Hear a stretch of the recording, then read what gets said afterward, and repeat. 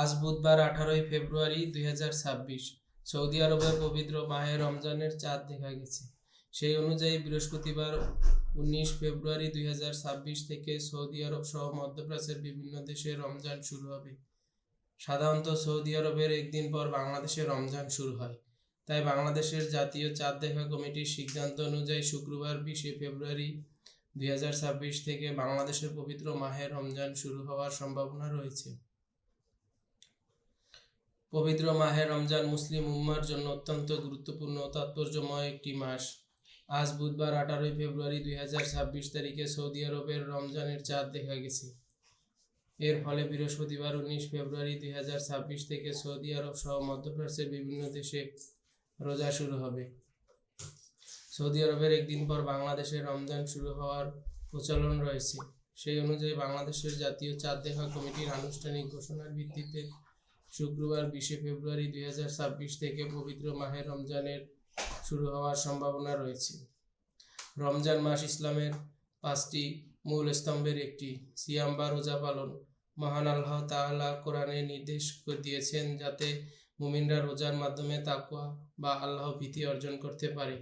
ভোরের সেহরি থেকে সূর্যাস্ত পর্যন্ত পানাহার, ধূমপান এবং সব ধরনের খারাপ কাজ থেকে বিরত থাকার মাধ্যমে একজন মুসলমান আত্মসংযম ও ধৈর্যের শিক্ষা লাভ করে। এই মাস শুধু ক্ষুধা ও তৃষ্ণা সহ্য করার নাম নয়, বরং এটি আত্মশুদ্ধির একটি বিশেষ সময়। রোজা মানুষকে মিথ্যা, গীবত, হিংসা, প্রতারণা, অন্যায় কাজ থেকে দূরে থাকতে শেখায়। নামাজ, কোরআন তেলাওয়াত, জিকির, দোয়া এবং বিভিন্ন নফল ইবাদতের মাধ্যমে একজন মুসলমান আল্লাহর নৈকট্য লাভের চেষ্টা করে।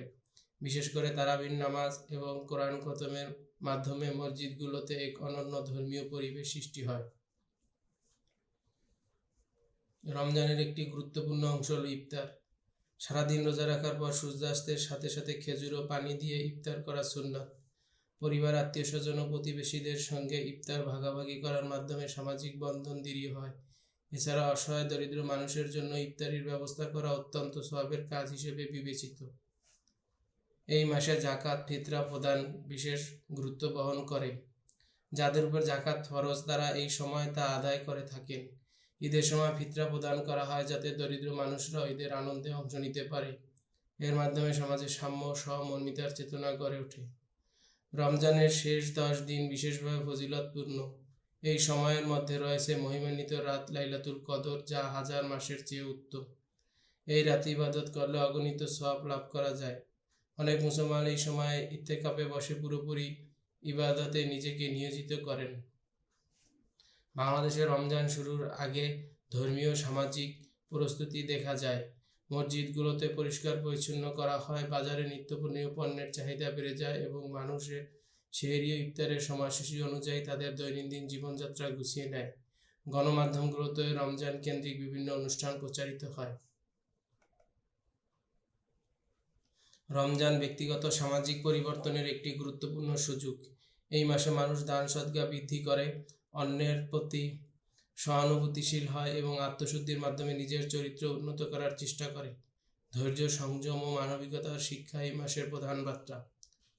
স্বাস্থ্যগত দিক থেকেও রমজান উপকারী হতে পারে যদি সঠিকভাবে খাদ্যাভ্যাস মেনে চলা হয়। অতিরিক্ত ভাজাপোড়া, তেলযুক্ত খাবার এড়িয়ে পুষ্টিকর খাবার গ্রহণ, পর্যাপ্ত পানি পান এবং নিয়মিত বিশ্রাম শরীরকে সুস্থ রাখতে সাহায্য করে। সবশেষে বলা যায়, বুধবার 18 ফেব্রুয়ারি 2026 তারিখে সৌদি আরবের চাঁদ দেখা যাওয়ার মাধ্যমে পবিত্র মাহে রমজানের আগমনী বার্তা পৌঁছে গেছে। বৃহস্পতিবার 19 ফেব্রুয়ারি সৌদি আরবের রোজা শুরু হবে এবং সম্ভাব্যভাবে শুক্রবার 20 ফেব্রুয়ারি 2026 থেকে বাংলাদেশে পবিত্র মাহে রমজান শুরু হবে। এই পবিত্র মাসে আমরা সবাই যেন বেশি বেশি ইবাদত করতে পারি, গুনাহ থেকে বিরত থাকতে পারি এবং মানবতার কল্যাণে নিজেদের নিয়োজিত করতে পারি। এই দোয়া কামনা করি। আল্লাহ তাআলা আমাদের সবাইকে রমজানের পূর্ণ ফজিলত অর্জনের তৌফিক দান করুন।